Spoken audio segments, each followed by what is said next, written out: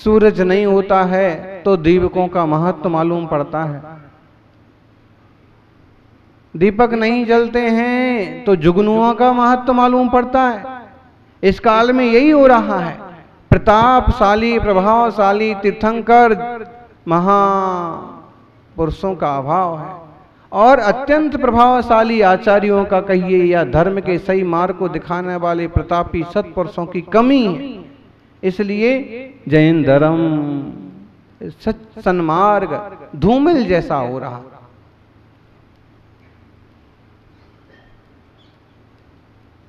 आचार्य समंत्रभद्र ने लिखा, काला कलिर्वा कलुषा सयोवा सोतु प्रवक्तु वचना नयोवा तच्छा शनैकाधिपतत्व लक्ष्मी सर्वज्ञ शक्ति रपवाद हेतु। आपका शासन तो महान है लेकिन काल बड़ा विचित्र है। न तो श्रेष्ठ वक्ता है और न श्रेष्ठ श्रोता है। ऐसे में इस महामार्ग की भी मंगल प्रभावना नहीं हो पाती। इसी से तो जीवों का कल्याण होना है।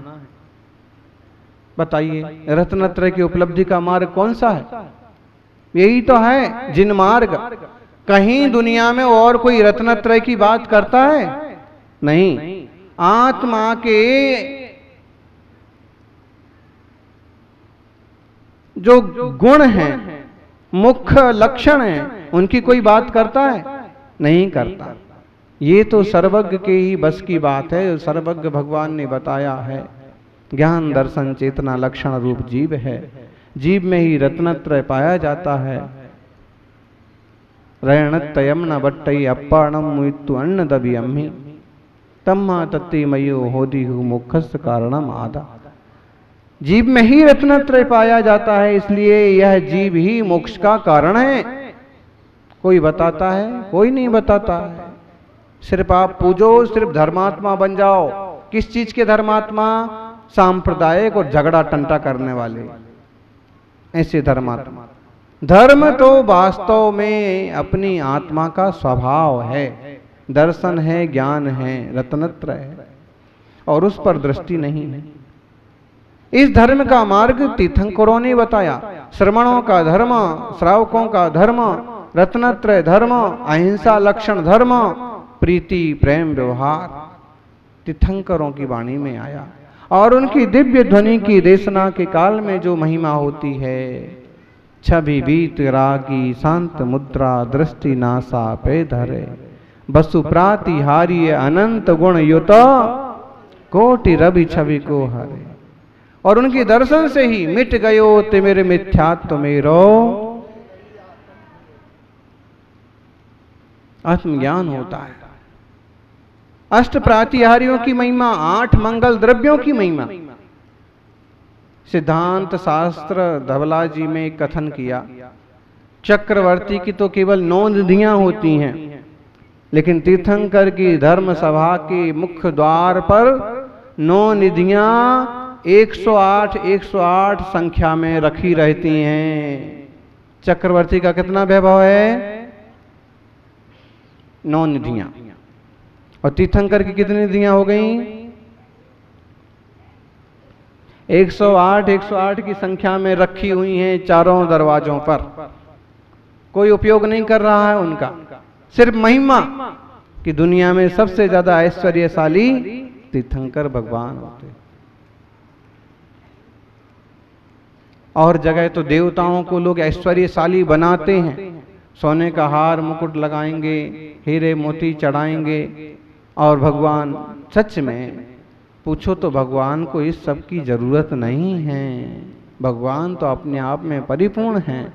न उन्हें भोग की जरूरत है, न उन्हें भोजन की जरूरत है, न उन्हें सोना है, न उन्हें जागना है, न उन्हें पसीना आना है, न उन्हें ठंड लगना है, न उन्हें गर्मी लगना है, न उन्हें कोई समस्या है, न कोई उनको प्रेम है किसी से, न किसी से द्वेष है, न कोई बैर है, न कोई विकार है।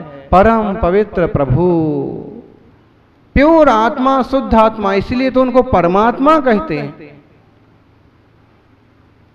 उनमें और हमारे में एक जैसी चीजें हो जाएं तो अंतर क्या रहा फिर? इसलिए दिगंबर जैनों में जो मान्यता है सर्व संग त्यागी वीतरागी प्रभु। और उनकी वह अरहंत अवस्था की मूर्ति की मान्यता होती है। मुनिराज की अवस्था की दशा पूजी जाती है। सिद्ध हो गए तो उनका कोई आकार नहीं रहा, और जब राजा महाराजा थे तब उनको पूजने की कोई जरूरत नहीं समझी गई। क्यों? राजा महाराजा तो बहुत होते हैं, हम राजा महाराजाओं को नहीं पूजते हैं। श्रावक हों और व्यवहारिकता के नाते भले राजा का सम्मान करें, लेकिन पूजा तो भगवान वीतरागी की ही होती है। जिनमें ऐसी महिमा है, परम पवित्र हैं, उन प्रभु को बारंबार नमस्कार हो। सच में सूरज का जो तेज हो जाता है, जो प्रकाश होता है, वैसा कितना भी तारे चमकें उनका प्रकाश नहीं होता है। अंधेरे पक्ष में हजारों करोड़ों तारे चमकते हैं, उनसे कुछ आपको दिखता है? घड़ी का कांटा भी नहीं दिखता है। और वहीं सूरज का जरा सी पौ फट जाए, सूरज तो नहीं आया, एक आध किरण भी निकल जाए तो भी आपको सब चीजें बराबर दिखने लगती है। प्रभु सूरज के समान हैं और दुनिया के देवता तारे के समान हैं। अपन सूरज की अर्चना करें, तीर्थंकर रूपी सूरज हमारे जीवन में भी धर्म का सूरज उगाएं, ऐसी भावना। ज्ञानियों, तीर्थंकर प्रभु की महिमा करते हुए आचार्य देव मानतुंग स्वामी जन जन की दुविधा और दुखों को दूर करने वाले भगवान की महिमा में कुछ और श्लोक गाते हैं। हाथी का भी भय होता है, शेर का भी भय होता है, अग्नि का भी भय होता है। इन भयों से मुक्त हैं प्रभु, और इनकी भगवान की आराधना करने से मनुष्य भी इन भयों से दूर हो जाता है। देखिए पहले 38 नंबर का श्लोक। च्युतन्मदा बिल्बिलोल कपोलमूल मत्त प्रमद भ्रमरनाद विवृद्ध कोपम ऐरावत भमि भमुत्थत मा बदन्तं दृष्टा वयं भवति नो भवदाश्रितानाम्। हाथी का भी भय होता है। पालतू बनने के बाद भले वह आतंक नहीं मचाता है, नहीं तो हाथी बड़ा खतरनाक होता है। मंदिरों में आपने एक संसार वृक्ष का चित्र देखा होगा, हैं?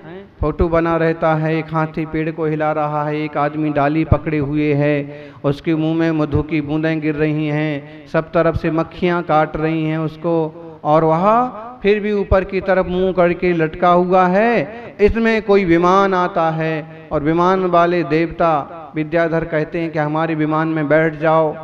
उसकी एक पूरी कहानी है, भगवती आराधना में चित्रण किया है, और उसको संसार दर्शन कहा कि संसार में कर्म मोह अथवा समझ लीजिए यमराज रूपी हाथी आदमी के पीछे पड़ा है। मनुष्य आयु रूपी वृक्ष की डाल से लटक गया है, और दिन और रात रूपी सूरज उस डाल को काट रहे हैं, फिर भी वह मस्त है। उसमें भी उस पर शहद का छत्ता लगा है और उसकी मक्खियां उड़ करके उसको डस रही हैं। जैसे ही उसकी नजर ऊपर की तरफ गई तो शहद की बूंदें मुंह में गिरती हैं, तो उसका बड़ा सुख मानता है। मक्खियां काटती हैं, उसका दुख नहीं मानता है।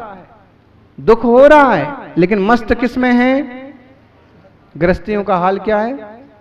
शहद की बूंदों में मस्त है। उसको दुख दर्द परेशानियां खड़ी होती हैं, उसका दुख कम मानता है, गृहस्थी का सुख ज्यादा मानता है। और विद्याधर विमान से आया माने मुनिराज आए और वो समझाते हैं, अरे भाई तू मेरे विमान में बैठ जा। वो कहता है ठहरो, एक बूंद और आने दो। शहद कैसा होता है? गृहस्थी का सुख कैसा होता है? हैं? एक दादाजी आए, कहने लगे महाराज जी पोता बड़ा तंग करता है, बड़ा परेशान करता है। कभी दाढ़ी खींचता है, कभी मूंछ खींचता है, कभी पूंछ खींचता है। धोती होती ना, कभी कान खींचता है, कभी सिर पर चढ़ जाता है, गोद में लेते हैं तो कभी मुंह देता है। तो उनको कहा कि फिर इस जंजाल में पड़े क्यों हो, हैं? पोते को उसकी माँ संभाले, आप तो ये सब छोड़ करके आप अपना आत्महित करो, अब तो संसार का त्याग करो, गृहस्थी छोड़ो। उन्होंने कहा कुछ भी कहो महाराज, भले वो कितना परेशान करता है, लेकिन जब दादा दादा बोलता है तो सारा दुख दूर हो जाता है। गृहस्थियों का सुख मधु बिंदु के समान।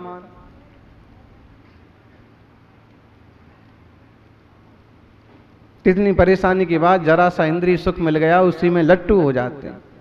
तो वहां हाथी का प्रकोप देखिए आप, जो कि वो एक कल्पना है।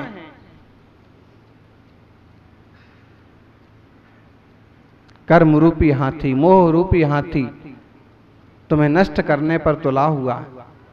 नीचे के कुएं में बैठे हुए चार चार गति रूपी सांप तुम्हें निगलने को तैयार हैं। बड़ा निगोद रूपी अजगर तुम्हें पूरा का पूरा खाने को तैयार है, लेकिन फिर भी आत्महित सूझता नहीं। वहां जो हाथी की कल्पना की, सच में हाथी ऐसे ही भयंकर होते, इससे भी भयंकर होते। आचार्य देव मानतुंग गोस्वामी कहते हैं कि हे भगवान, आपकी महिमा के गाने वाले लोगों को ऐसा भयंकर हाथी भी कुछ नहीं करता। कैसा हाथी? चोतन मदाबिल विलोल कपोल मूलो, जिसके मद से मलिन झरते हुए चंचल कपोल मूल गंडस्थल पर उन्मत्त भौरे भ्रमण कर रहे हैं। भौरों को सुगंध चाहिए पड़ती है, और हाथी के गंडस्थल पर सुगंधित पदार्थ बहता है, मद बहता है, तो उसको वह छेड़ते हैं, उसको डसते हैं। ऐसे में गुस्से वाले हाथी का गुस्सा और बढ़ जाता है। जिसका क्रोध बढ़ा हुआ है, ऐसा ऐरावत के समान हाथी एकदम आपके भक्त के सामने आ जाए, तो जैसे ही आपका भक्त आपका नाम लेता है, आपके चरणों का स्मरण करता है, ऐसे ही वह हाथी उसको मारता नहीं है, कुचलता नहीं है। बड़ा खतरनाक प्राणी है। बाजार में आता है हाथी को, कई बार बच्चे छिड़ने लगते हैं, कभी पांव पकड़ते हैं, कभी सूंड पकड़ते हैं, कभी और एक बात है, जब तक महावत की बस में है तब तक वो कुछ नहीं कहता है, और कभी महावत की बस में नहीं रहा तो एक पांव में चटनी बना देता है। अभी 4 दिन पहले की तमिलनाडु के किसी मंदिर की घटना है, 4 दिन भी नहीं हुए अभी। महावत ने मेले में, बाजार में, मंदिर के सामने हाथी को ले जाके खड़ा कर दिया, वहीं कहीं उसको बांध दिया। पहले ही थका हारा होगा, भूखा प्यासा होगा, और ऐसे भीड़ का कोलाहल हुआ, जोरदार शब्द हुआ, तो उसने चिंघाड़ा। तो हाथी ने, महावत ने हाथी को कंट्रोल करने के लिए शायद उसको कुछ मारा पीटा, उसने सूंड में पकड़ करके पटक दिया और कुचल दिया महावत को। जनता तो छोड़ो, तमिलनाडु में और जहां हाथी होते हैं, हर महीने 2 महीने में ऐसी घटना होती है। वास्तव में वो जंगली प्राणी है, उसे जंगल में रहने दो। और जंगल में हाथी मिल जाए तो फिर तो कहना क्या। ये नहीं सोचना कि जंगल वाला हाथी और गांव में आने वाला हाथी एक जैसा होता है। वो सामने पड़ गया तो फिर खैर नहीं किसी की। देखा नहीं आपने, कभी कभी पिक्चर में दिखाएंगे या कहीं की कोई समाचार बताएंगे, हाथी यूं सड़क पर चलते हैं मस्ती की चाल से, और गाड़ियां सब धीरे धीरे पीछे पीछे आती हैं। देखा? क्यों? अगर क्रॉस करने की कोशिश की या उसके किसी बच्चे वगैरह को धक्का लग गया तो वहीं चकनाचूर कर देगा, गाड़ी का कचूमन निकलेगा और उसमें बैठे लोगों का पता नहीं पड़ेगा। बड़ा खतरनाक प्राणी होता है। इसलिए कभी भी पशु से खेल मत करिए। सर्कस में हाथी से खेल करवा लेते हैं, जबरदस्ती डांट के पीट के, असल में जंगल में हाथी मिल जाए तो हवा निकाल दे सबकी, प्राणी से बच के रहो। लेकिन दूसरी बात ये भी ध्यान में रखो कि जब भगवान का स्मरण करते हैं तो हाथी जैसी विपत्तियां भी आपो आप खत्म हो जाती। जानवरों से बच के रहो, सींग वाले, पूंछ वाले, दांत वाले, दाढ़ वाले, नाखून वाले खतरनाक प्राणियों से बच के रहो। गाय बैल भैंस को भी छेड़ना नहीं चाहिए, अपने रास्ते चलो शांति से। भरोसा मत करना, जो शांति से खड़ा हुआ है बैल, कुछ नहीं कह रहा है और तुम धक्का लगाते जाते हो, कभी रोष में आ गया ना तो सींग में फंसा करके पूरा कर देगा। हुआ ना, होता है ना, सांड ने सींग लगा दिया और आदमी हॉस्पिटल पहुंच गया। उदयपुर में तो 2-4 विदेशी हर महीने हॉस्पिटल पहुंचते हैं। क्यों? जगह जगह सांड बैल पशु मिलते हैं, जरा सा चूके कि उनने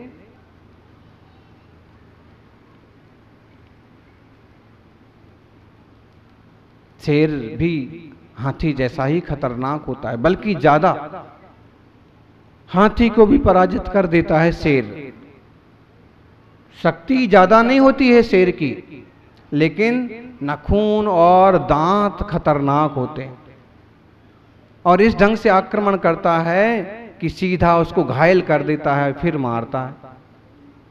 और अगर शक्ति का मुकाबला पड़ जाए, अगर सूंड में पकड़ में आ जाए ना शेर, तो हाथी शेर को भी खत्म कर दे। उस शेर का भी भय भयंकर होता है। उसके लिए भी एक श्लोक है कि सिंह का भय भी आपके भक्त को परेशान नहीं करता। देखिए, भिन्नेव कुंभगल दुज्ज्वल शोणिताक्त मुक्ता फल प्रकर भूषित भूमि भागा बद्ध क्रम क्रमगतं हरिणाधिपोपि न क्रमतिक्रम योगाचल संश्रितम ते। कैसा है शेर? भयंकर है। कैसा भयंकर है? भिन्नेव कुंभगल दुज्जल शोणिताक्ता, जिसने हाथियों के गंडस्थल फाड़ दिए। गंडस्थल मतलब ए वाला हिस्सा, हाथी का सिर होता है ना, ए वाला हिस्सा, ए वाला हिस्सा, जिसने आक्रमण करके उसका गंडस्थल पंजे से फाड़ दिया है।